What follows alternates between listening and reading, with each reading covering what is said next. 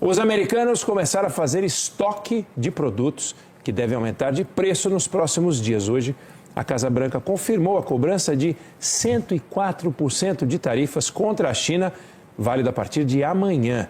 Vamos ver na reportagem dos correspondentes Eduardo Barão e Maju Arruda Leite. Nos supermercados e shoppings, correria para encher os carrinhos. Os americanos estão lotando o bagageiro dos carros com todos os produtos que devem aumentar de preço. Arroz, café e azeite de oliva serão os primeiros afetados pela inflação causada pelo tarifaço de Trump. Vai afetar a vida de todo mundo e tudo está aumentando. Já vinha aumentando e continua subindo. A gente meio que deu uma olhada e pensou o que a gente precisa trocar, quais são as coisas que vão custar caro. E uma delas foi os eletrônicos. Então a gente acabou comprando uns eletrônicos que precisavam de um upgrade. O aumento de pelo menos 10% já começou a valer para todos os produtos que vêm de fora. Para carros e peças automotivas, o tarifaço de Trump chega a 25%. Estava pensando em comprar um carro, então veja, esse não é o momento para comprar um carro. Eu estava pensando em comprar casa, esse não é o momento de comprar casa. Eu acredito que esse momento é o momento de você guardar dinheiro. E o pior ainda está por vir. Nesta quarta, entram em vigor tarifas mais altas.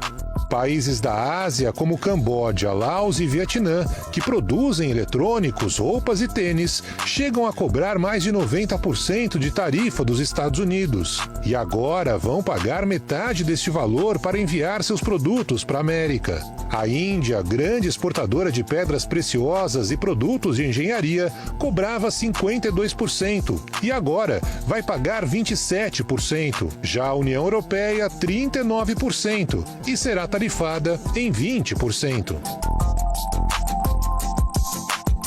Se o receio da disparada da inflação é uma realidade entre os mais pobres, até o homem mais rico do mundo pediu para Donald Trump rever sua política econômica. E foi além, chamou um dos principais assessores comerciais da Casa Branca de imbecil. Nada adiantou.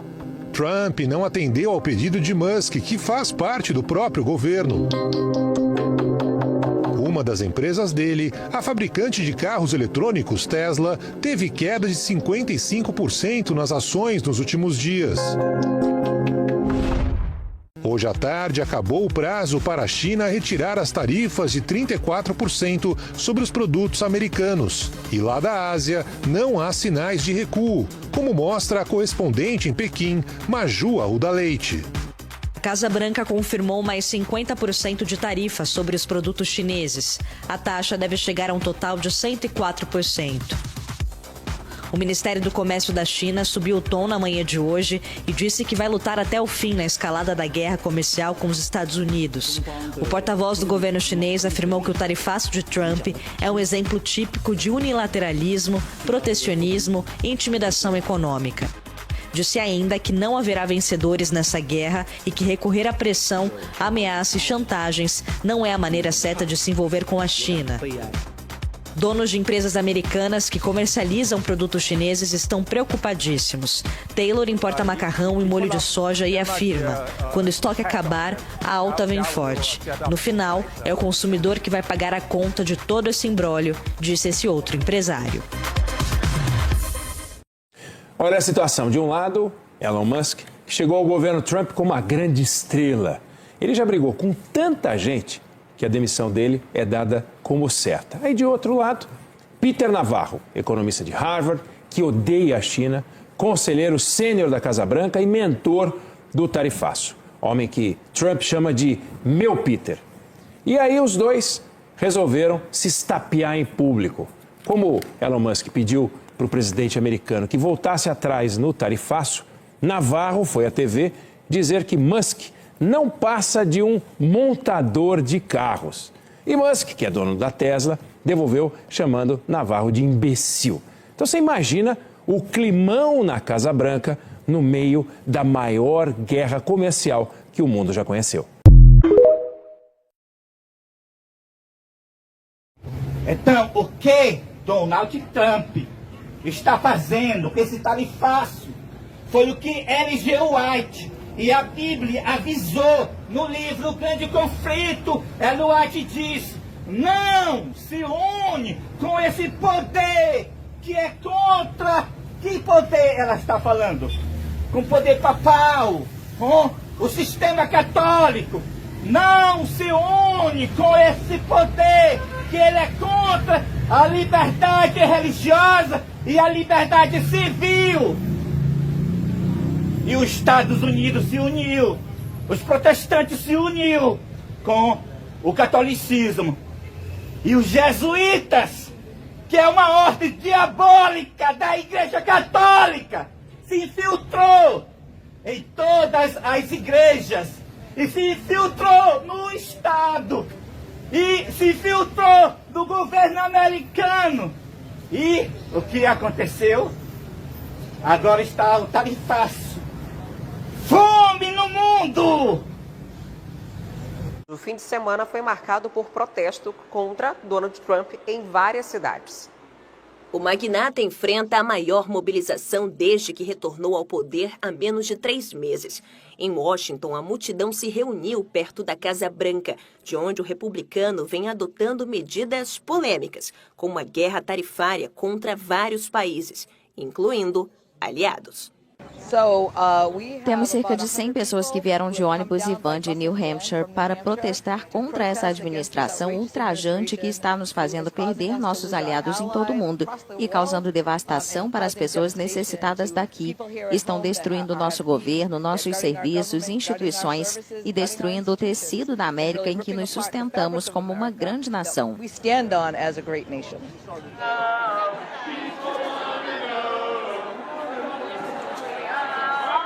Em Nova York, o protesto tomou a Quinta Avenida.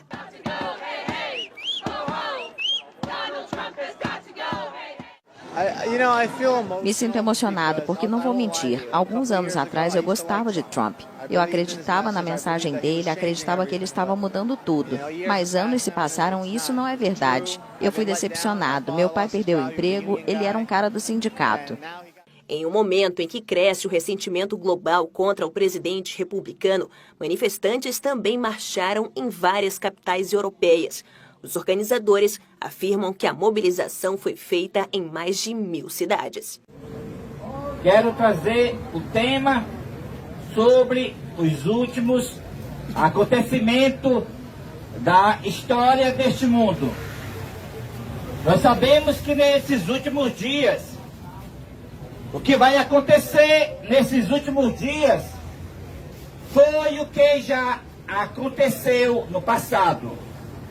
Pois Apocalipse capítulo 13, verso 14, verso 15, é dito que a segunda besta que representa os Estados Unidos da América do Norte, no tempo que nós já estamos vivendo, faz uma imagem para a primeira besta. E esta imagem, ela foi feita já com o governo de Donald Trump. O que é a imagem da besta? Vocês sabem o que aconteceu no período da besta, que foi o ano 538 até 1798, no período que o papado, o qual é o líder da Igreja Católica, estava governando. Aconteceu fome, aconteceu guerra pelas cruzadas da Igreja Católica. Multidões iam para essas guerras, até crianças iam para essas guerras das cruzadas da Igreja Católica. Milhões morriam nessas guerras. Aconteceu pestilência só na peste negra. Nós viemos aqui para transmitir a palavra de Deus, porque nós estamos no final da história desta terra e temos uma mensagem muito urgente, uma mensagem que muitos não fazem caso desta mensagem. Então a palavra de Deus em Malaquias capítulo 4, o verso 4 até 6, tem uma profecia muito importante para os nossos dias. Aí fala a respeito da vinda do profeta profeta Elias. A vinda do profeta Elias. Então, ali a palavra de Deus está a dizer o seguinte: lembrai-vos da lei de Moisés, meu servo, ao qual lhes mandei em Horebe, que são os meus estatutos e juízos. E eis que eu vos envio o profeta Elias, antes que venha o grande e terrível dia do Senhor. E, queridos irmãos, antes que venha o grande e terrível dia do Senhor, Deus envia o profeta Elias para converter o coração dos pais e dos filhos e aos filhos aos pais. E nós estamos no período desta profecia, que está para se cumprir a vinda do profeta Elias. Agora nós precisamos saber quem é capaz na terra que consegue converter o coração dos pais e aos filhos aos pais. Não há ninguém na terra que é capaz de converter o coração dos pais e aos filhos.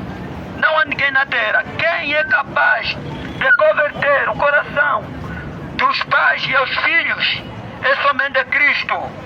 Cristo, Ele é capaz de converter o coração dos pais e aos filhos e aos pais. Então nós estamos nesta profecia que está para se cumprir a vinda do profeta Elias. Então isto se relaciona com a mesma profecia da vinda de Cristo espiritual. Antes que venha a volta de Jesus Cristo, a segunda vinda de Jesus Cristo, é necessário que Cristo venha espiritualmente. E assim está a dizer a palavra de Deus em Oséias capítulo 6, verso 3. Conheçamos e prossigamos em conhecer ao Senhor, porque Ele a nós virá como a chuva serôdia. Então, irmãos, esta é uma profecia muito importante. Nós estamos no período que está chegando a vinda de Cristo espiritual. E isto é o refrigério. Então, nós estamos num preparo muito urgente. Então, Elias, ele virá em pessoa. Elias virá para converter o coração dos pais. E ao mesmo tempo está relacionado com a mesma profecia, a vinda de Cristo espiritual. Então, esta vinda de Cristo espiritual, vamos novamente encontrar em Oséias capítulo 6, verso 3. É a mesma profecia que nós vamos encontrar. E a preparação é o seguinte: em Atos 3 está a dizer: arrependei-vos, pois, e convertei-vos, para que sejam apagados, sejam cancelados vossos pecados, para que venha a vós o refrigério pela presença do Senhor. O refrigério pela presença do Senhor, isto é a chuva serôdia. E venha, Ele é o Cristo, Ele é o Cristo. Então nós estamos numa profecia, que isto trata-se com a incorporação de Cristo.